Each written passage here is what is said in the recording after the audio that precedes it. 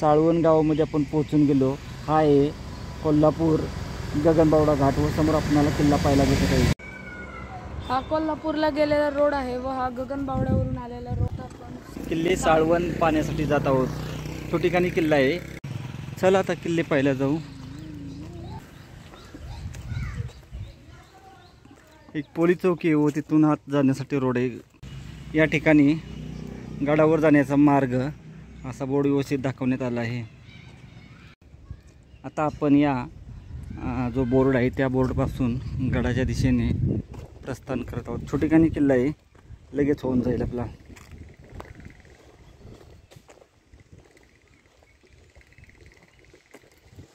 व रात्रीच्या वेळेस गडावर जाण्यासाठी तशीचा बल्ब वगैरे लावण्याची सोय करण्यात आली आहे।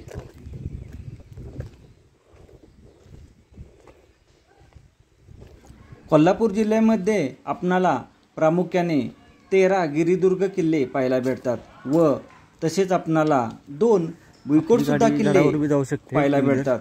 ज्याच्यामध्ये आज आपण करत आहे साळवणचा हा भुईकोट किल्ला व जो दुसरा आहे तो आहे करवीरचा भुईकोट किल्ला। साळवणचा भुईकोट किल्ला हा साळवण या गावामध्ये येतो। तालुका गगनबावडा आणि जिल्हा कोल्हापूर या ठिकाणी असणारा हा किल्ला आहे। कोल्हापूरपासून जवळच व गगनबावडा या तालुक्याच्या रोडच हा किल्ला आहे। त्यामुळे जर आपण कधी खाली कोकणात जात असाल या गगनगड मार्गे तर या किल्ल्याला आपण निश्चितच भेट द्यावी ही एक विनंती आहे। गडावर पोहोचून गेलो आपण व आता आपण एक एक करून वास्तू पाहून घेऊ। गडावरचा आपण प्रथम तिचा खंदक तो पाहून घेऊ। असा मार्ग गेला आहे फाशीच्या खंदकाकडे। हे बघा, या ठिकाणी फाशीचा खंदक होता पूर्वी, त्या ठिकाणी। साळवणचा किल्ला हा माझा 468 नंबर किल्ला आहे। असं आहे। प्रथम भवानी मातेचे मंदिर पाहून घेऊ। भवानी मातेच्या मंदिराकडे गेला आहे व हा जो रोड गेला आहे तो हनुमान मंदिराकडे गेला आहे। प्रथम आपण भवानी मातेच्या मंदिराकडे जाऊन येऊ व मंदिराकडे जात असताना आपणाला एक या ठिकाणी खंदक पाहायला भेटत आहे किंवा विहीर, शिवकालीन विहीर आहे। हे बघा, बोर्ड सुद्धा लिहिण्यात आला आहे की या ठिकाणी शिवकालीन विहीर आहे।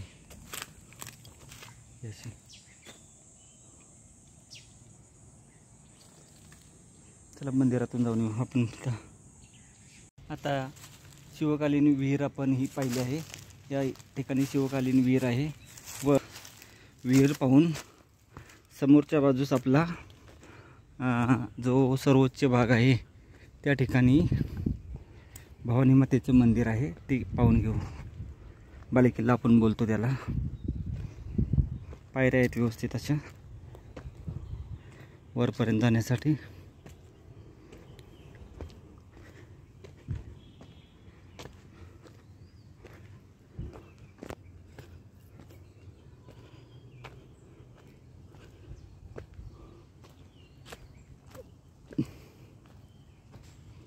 याही बाजूला नदी आहे व आपण ज्या बाजूने येतो त्या बाजूनेही नदी आहे। म्हणजे गडाला 2 बाजूनी नदीचा विळखा आहे। छोटेखानी टेकडीवर आहे गिरिदुर्ग प्रकारातील।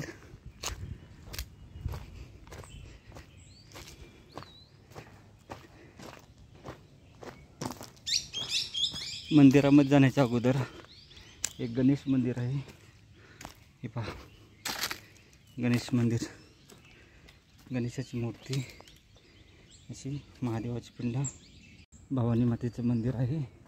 प्रथम आजूबाजूचा भाग पाहून घेऊ। नंतर ही अर्धवट विरगळ आहे या ठिकाणी। तसेच या बाजूला हनुमान मंदिराकडे जाण्याचा रोड आहे आणि या ठिकाणी अशी एक आहे वास्तू, असा परिसर। भवानी देवी मंदिर चला पाहून घेऊ आपण आता.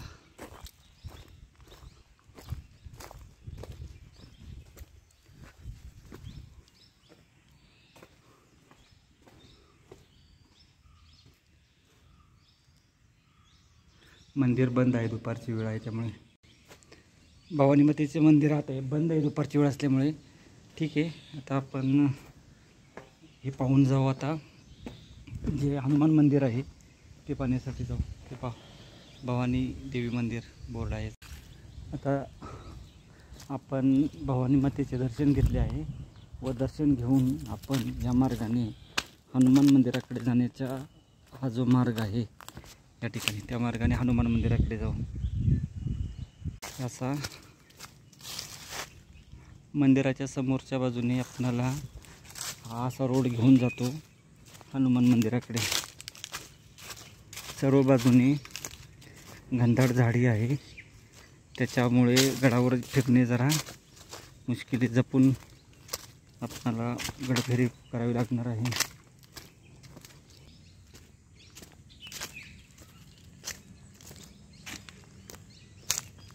पायरी मार्ग व्यवस्थित आहे.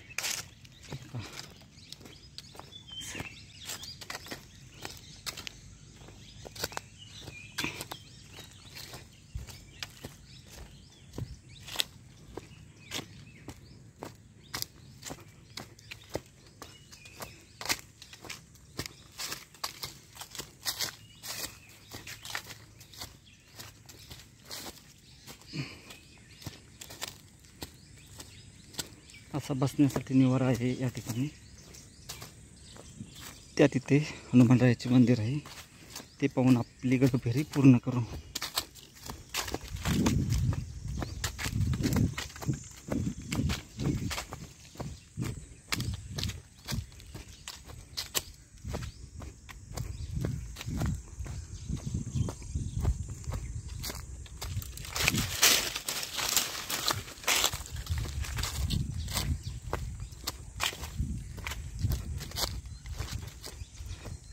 एक चौतर आहे.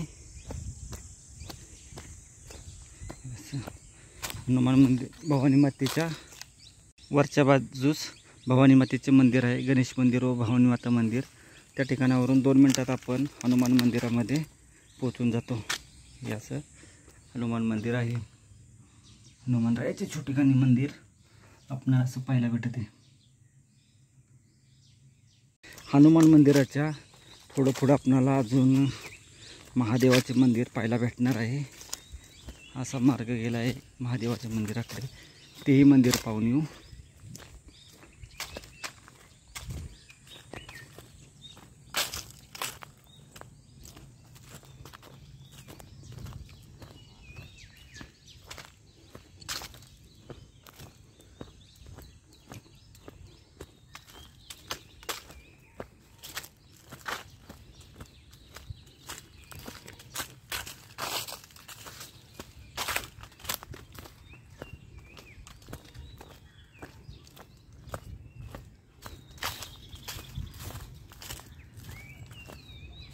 खाली दिसत आहे नदीच्या बाजूला पायरी मार्ग आहे, प्राचीन पायरी मार्ग.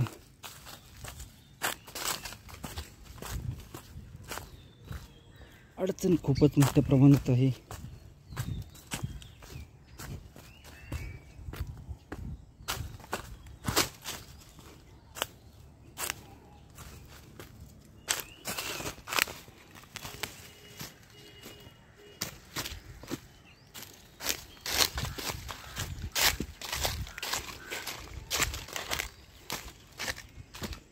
नदीपाशी पोहोचून गेलो आपण.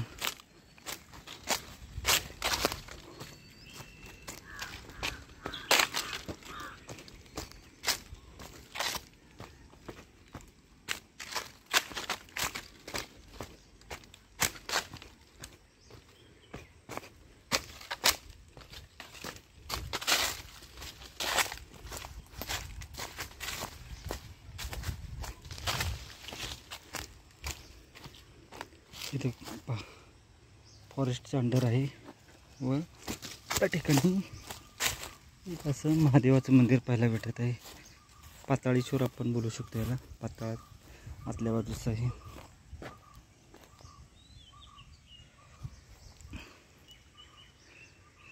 महादेवाचे मंदिर आहे पाठीमागं किल्ल्याच्या एकदम लास्टच्या बाजूला. गडावर आल्यानंतर हे नक्की पहा. आपला भगवा या ठिकाणी डोलाने फडकत आहे.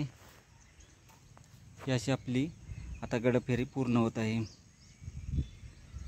हा असा छोटेखानी गिरिदुर्ग आपला किल्ला आहे व आजूबाजूला भात शेती आहे आणि तिन्ही बाजूला किल्ल्याला या नदीने वेढा घातला आहे.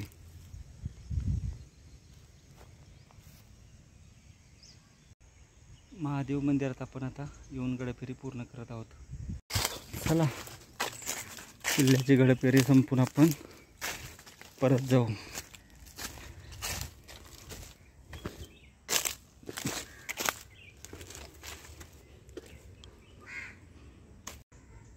नदीचे पात्र पहा विहंगम असे. तिन्ही बाजूनी अशीच नदी ही या किल्ल्याला आहे आणि असा हा किल्ला आपला.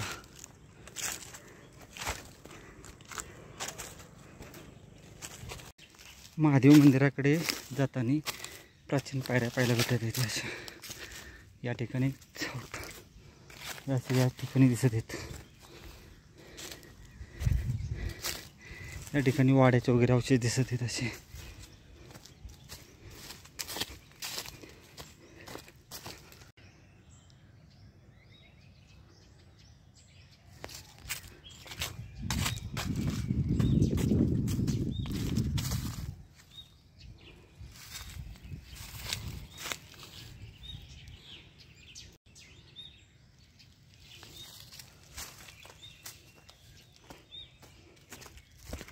हनुमान मंदिर आणि भवानी मंदिर आणि महादेव मंदिर पाहून आपण आता या ठिकाणी गडफेरी संपवण्याच्या मार्गावर आहे. चला बाकी किल्ल्यावर पाहण्यासारखं काही नाही. विहीर भवानी मंदिर बाले किल्ल्यावर आहे. अजून आपण पाहिलं महादेव मंदिर, हनुमान मंदिर, भवानी मंदिर, ते विहीर आणि खंदकाचा तो भाग. एवढ्या 4-5 वास्तू किल्ल्यावर सद्यस्थितीत आहेत. हा खालील बाजूनी गडावर गेलेला मार्ग आहे.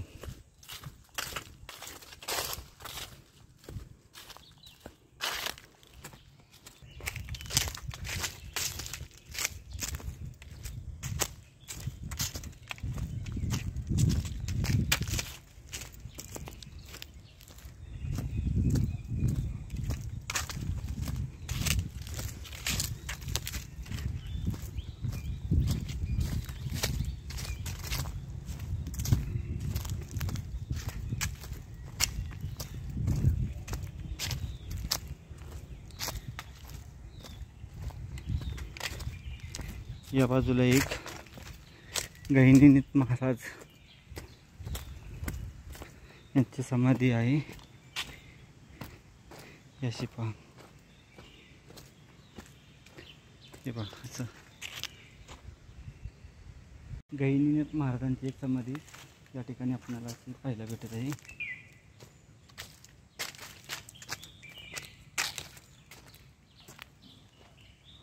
असा भाग समाधी स्थळाचा. जो बसण्यासाठी कट्टा केला आहे त्या कट्ट्यावर आपण आता पोहोचून जाऊ. गिरिदुर्गमध्ये हा किल्ला मोडला जातो.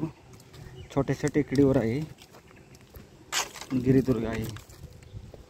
आणि खाली ज्यावेळेस आपण किल्ला चालू करतो त्यावेळेस एक तिथं लगेच प्राचीन वाडा आहे, तोही पाहून घेऊ.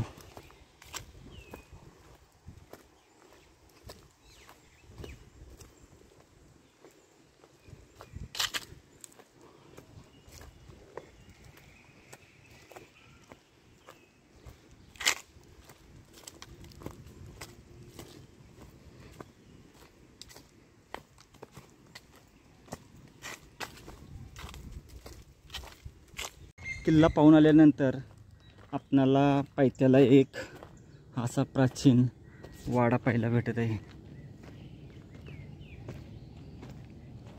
हे पहा, असा प्राचीन खूप मोठा असा वाडा आहे.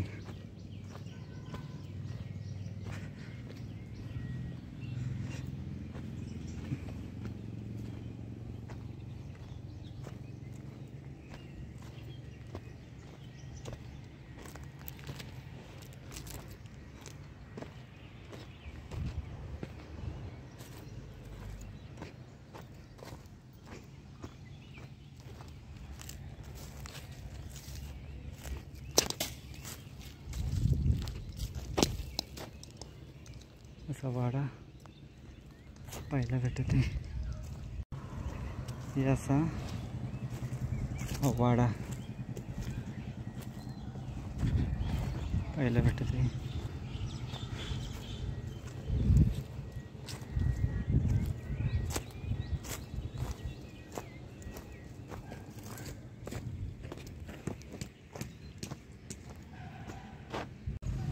या अशा वाड्याला या ठिकाणी एक वर वाड असणार त्या ठिकाणी, आणि पाठीमागच्या बाजूला एक मुख्य वाडा वासा हा, आणि हे दरवाजा असा आहे.